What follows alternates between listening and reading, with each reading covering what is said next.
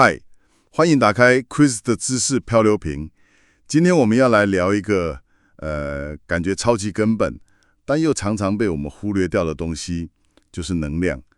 它不只是说你身体的燃料，更像是那个驱动你想法、塑造你所体验到的现实的底层作业系统哦。没错，这次啊，就是想带你深入看看你自己的能量是怎么运作的，还有，比方说压力啊，是怎么偷偷把它吸走的，甚至是你该怎么去建立一个防护，然后啊，把这些知道的东西实际用在追求一个更健康的生活上面。准备好一起来探索怎么驾驭你自己的生命之流了吗？听起来很棒哎。那我们就先从认识自己的生命力开始，就是那个能量层级，好像不只是吃饱睡好这么简单，对不对？对，吃好睡好，补充的是那个生理能量，这个大家都知道。但还有一个更关键的是来自宇宙的自由能量。你可以想象它就像非常非常细微的气流，主要有两股穿过你的身体，一股是从地底沿着脊椎前面这样往上升，另一股呢是从天空沿着脊椎后面这样降下来。这两条所谓的中央经络有多宽，就决定了你大概能运用多少这种自由能量。哇，所以意思是说，这个通道越宽，能量水平就越高。那如果堵住了呢？书里好像有提到，能量流动如果受阻，比方说身体有堵塞啊，还是有漏洞什么的，就可能生病。反过来说，如果身体受伤了，好像也会影响到能量流动。听起来是双向的耶。正是如此，对。这也是为什么一个人如果长期心里很紧张，不只会消耗自己，那个负能量啊，甚至连周围的人都可能感觉到那股压力。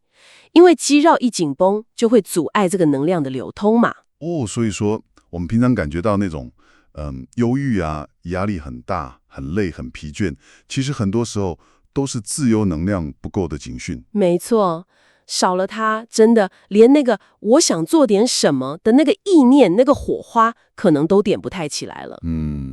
了解。所以压力，哇，真的是能量的头号杀手。但我们到底为什么会感觉到压力啊？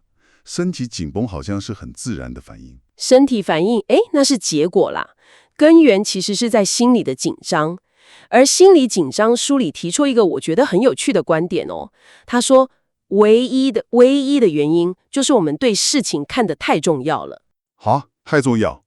对，不管是你怕失败啊，怕做不好啊，那种内在重要性，或者是很渴望被别人认同，要证明自己那种外在重要性，只要你就是过度地看重它，那个压力就来了。哇，这观点有点颠覆诶。意思是说，只要不看那么重，压力就能减轻。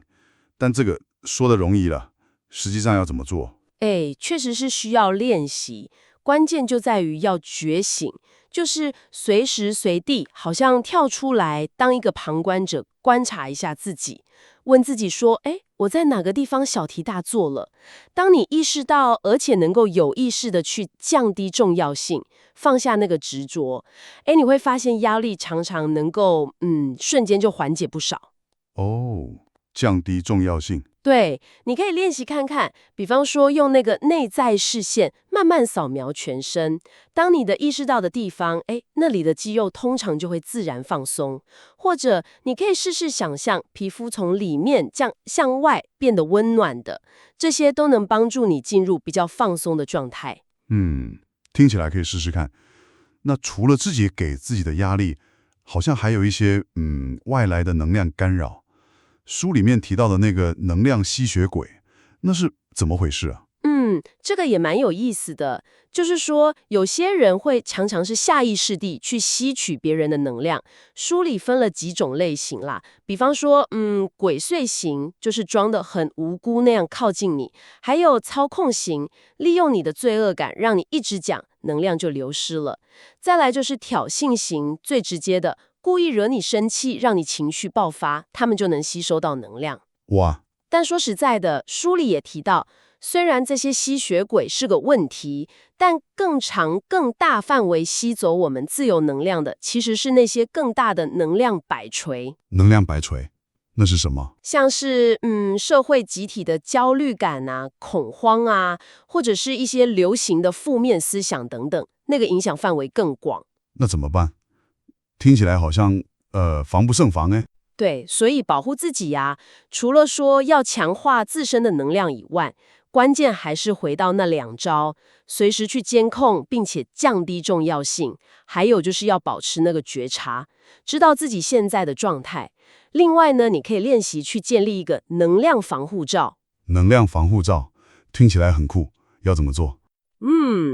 你可以试试看，站着放轻松，想象我们刚刚说的那两股能量流，记得吗？一股从地上来往上冲，从头顶喷出去；另一股从天上来往下走，穿到地下去。然后呢，想象这两股能量像喷泉一样，在你身体周围这样交汇喷洒，最后形成一个把你整个包起来的能量球体。像个泡泡一样吗？对，有点像。然后最后一步，把你的注意力集中在全身皮肤的那个感觉，再把这种皮肤的感觉向外延伸出去，去充满、填满你想象出来的那个能量球体，让它变得比较稳固坚实。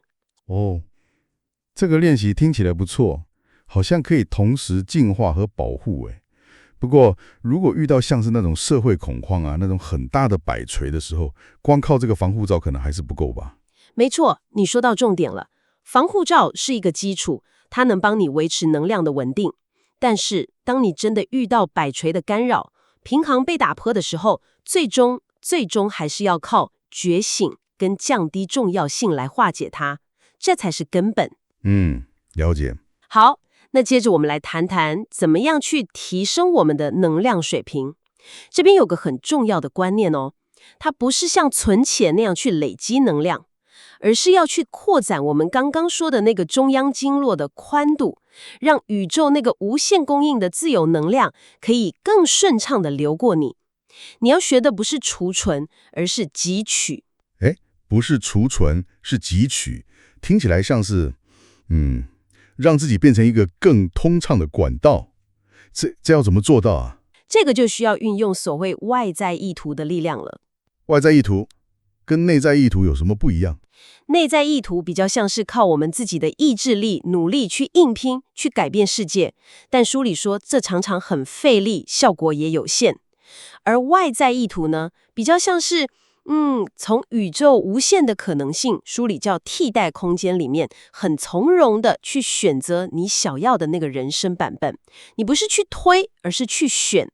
想象你自己是大海里面的一滴水，你跟整个宇宙的能量是合一的。你需要做的只是设定一个方向，然后让那个能量自然的流过你，带着你往那个方向去，而不是自己很费力的在游泳。这境界有点高哎。那这个跟我们的思想有什么关系啊？关系可大啦！能量，特别是自由能量，进到你身体之后啊，它会被你的思想所编码，就像是帮这个能量打上标签，告诉它要去显化哪个版本的现实。这些带有特定参数的能量就会进入那个替代空间，去促进对应版本的现实发生。所以思想真的能创造现实。底层逻辑是这样，没错。但是有一个很重要的前提，就是只有在你的心和你的脑一致，达到所谓心脑合一的时候，这个能量的编码才会是清晰、有效，而且充满力量的。这时候产生的那个外在意图的力量，就跟你的能量水平是成正比的。心脑合一很重要，这听起来也连接到我们一开始说的健康了哦。书里面把衰老和疾病也看作是一种强大的摆锤游戏啊。是的，没错。他认为这是一种社会性的、破坏性的摆锤诱导。当你开始参与任何关于疾病的谈话，或是担忧、抱怨的时候，你的能量其实就开始以疾病的那个频率在辐射了。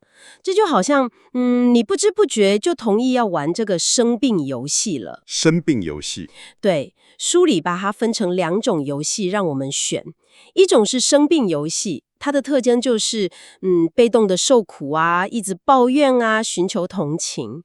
在这个游戏里，你就扮演一个被动的受害者，最后可能就被这个摆锤拖向充满疾病的生命线。那另一种呢？另一种叫做疗愈游戏。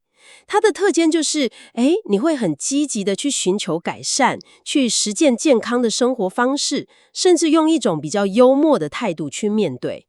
在这个游戏里，你就变成一个积极的创造者，主动的把自己转移到健康的生命线上去。所以关键是在于我们选择要玩哪一个游戏。正是如此，而且这个选择它必须是发自你内心深处的一个坚定的个人信念，而不是因为外在的压力或必要性才去做的。那要摆脱这个疾病摆锤，书里给了2个策略，一个是彻底击败它，就是完全忽略所有相关的资讯，对它漠不关心；另一个是平息它，就是说，如果你已经身在其中了，那就积极的去玩那个疗愈游戏，用你的积极行动和幽默态度，让那个摆锤失去力量。忽略它，或者积极玩疗愈游戏。对，最终的目标呢，是应该要跟这个疾病摆锤分道扬镳，然后转向恢复摆锤的阵营。也就是说，去管理所有能够强化你身心健康的事情。一种生活方式是基于治疗疾病，那是内在意图；另一种呢是基于照顾健康，那是外在意图。选择权永远都在你自己手上。哇，今天聊了好多。总结一下，好像我们的生命体验呢，很大程度上是由我们内在的能量状态，还有我们的意念共同决定的耶。压力原来很多时候是来自我们自己看得太重了，学会觉醒，放下执着，才能够真正的放松。然后提升能量，重点不是去储存，而是让自己变成一个更畅通的管道，让宇宙的能量可以自由地流过我们。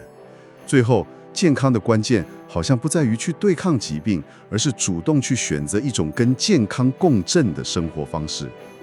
说得很好。那今天我想让你带回去一个小小的练习，非常简单，但我觉得蛮有效的。就是当你下次感觉到压力，或者身体哪个地方有点紧绷的时候，试试看这个扫描释放。你就闭上眼睛，然后用你那个内在的视线，很慢很慢的从头到脚扫描过你的全身。你会发现当你的意识很专注在哪个部位的时候，那个部位的肌肉通常就会自然而然的放松下来了。试试看，感受一下那个瞬间的平静感。这个听起来很实用，随时都可以做。好，那最后留给你一个想法去思考一下。